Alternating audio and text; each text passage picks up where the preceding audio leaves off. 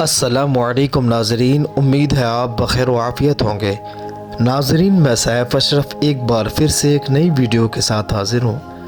ناظرین، آج ہم بات کریں گے کہ اسلام میں حج کیوں کیا جاتا ہے اور حج کی کیا اہمیت ہے اور مسلمان حج کیوں کرتے ہیں۔ تو ناظرین، سب سے پہلے نبی کریم صلی اللہ تعالیٰ علیہ وسلم نے ارشاد فرمایا کہ بنی الاسلام علی خمس، یعنی اللہ کے رسول صلی اللہ علیہ وسلم نے فرمایا کہ اسلام کی بنیاد 5 چیزوں پر ہے۔ پہلا، اس بات کی گواہی دینا کہ اللہ ایک ہے اور اللہ کے رسول محمد صلی اللہ تعالیٰ علیہ وسلم اللہ کے رسول اور بندے ہیں۔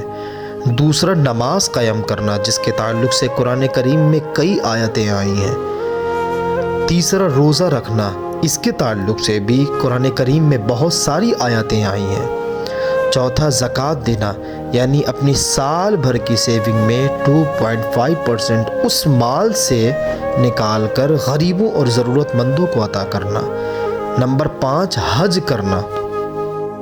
حج ایک عربک ورڈ ہے جس کا مطلب ہوتا ہے کسی جگہ کے لیے نکلنے کا ارادہ کرنا، دل میں اللہ کے گھر کے لیے کعبۃ اللہ کا دیدار کا ارادہ لے کر نکلنا۔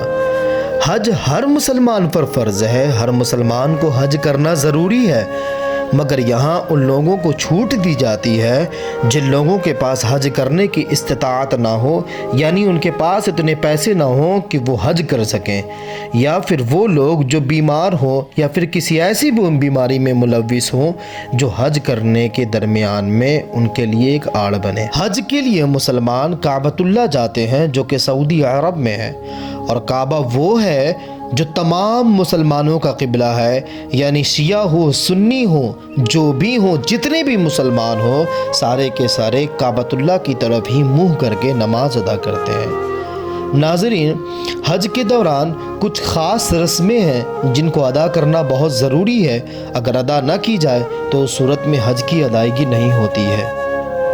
حج اسلامک مہینے یعنی ذی الحجہ کے 8ویں تاریخ سے 12ویں تاریخ تک کیا جاتا ہے۔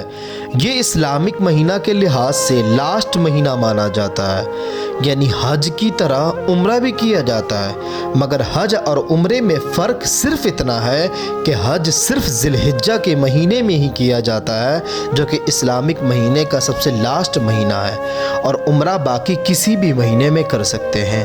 حج کا تعلق اصل میں حضرت ابراہیم علیہ السلام سے مانا جاتا ہے۔ وہ خاص رسمیں جن کا حج کے درمیان میں ادا کرنا ضروری ہوتا ہے، ان میں سے ایک ہے احرام باندھنا، یعنی یہ ایک خاص شکل کا سفید کپڑا باندھنا۔ اصل میں یہ 2 چادریں ہوتی ہیں سفید رنگ کی جس کو جسم پر لپیٹا جاتا ہے۔ شرط یہ ہوتی ہے کہ احرام باندھنے کے بعد نہ ہی آپ بال کٹوا سکتے ہیں اور نہ ہی ناخن کٹوا سکتے ہیں۔ احرام باندھنے کے بعد کعبہ جانا ہوتا ہے اور درمیان میں اللہم لبیک لا شریک لک لبیک یا پھر تیسرا کلمہ یا پھر چوتھا کلمہ پڑھا جاتا ہے۔ پھر کعبہ کا طواف کیا جاتا ہے، جسے ہندی زبان میں پریکرما بھی کہہ سکتے ہیں۔ دوسرا، صفا مروہ کے سعی کرنا۔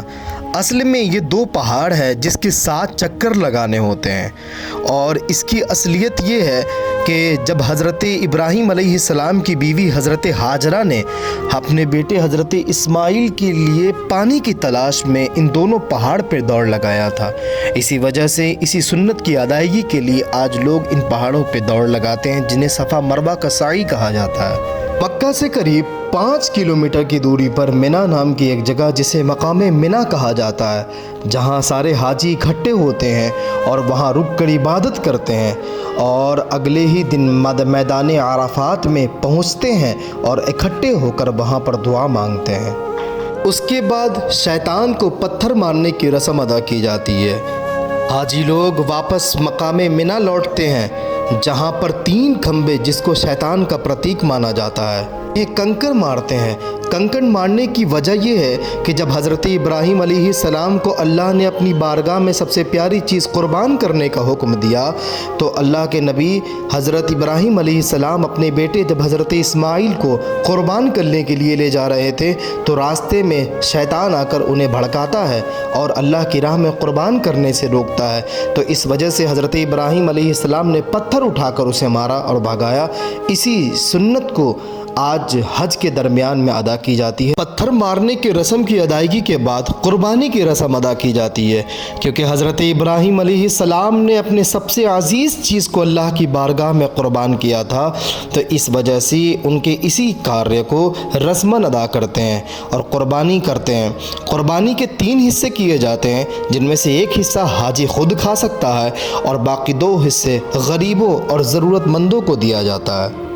उसके बाद आखिरी रस्म होती है बाल मुंडवाना। मर्द हजरात बाल को मुंडवाते हैं और उसके बाद आखिरी दफ़ा फिर से तवाफ़ काबा करने के लिए जाते हैं और तवाफ़ काबा करने के बाद हज इस तरीक़े से तमाम रसूमात के बाद मुकम्मल होता है। अल्लाह रब्बुल इज़्ज़त की बारगाह में दुआ है कि हमें भी हज बैतुल्लाह की तौफ़ीक दे, और अगर वीडियो अच्छी लगी हो तो लाइक शेयर ज़रूर करें।